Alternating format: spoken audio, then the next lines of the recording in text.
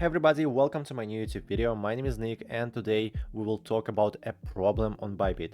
As you can see, now I have 7 cents in SOSO token, and unfortunately I can't sell this coin on spot. So what can I do? If you have a lot of tokens for a small amount of money and you can sell them on the spot, you can use the following method. You can just convert all of these tokens to MNT, to this token, and after that just sell this token on spot and get your USDT.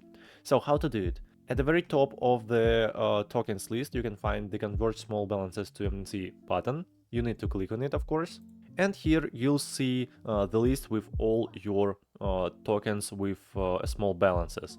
So as you can see, now I have only two, XRP and SOSO. Now I need to select coins, just like that, and click on the convert button. But unfortunately there is a fee, 2% as you can see. But it's okay, I think.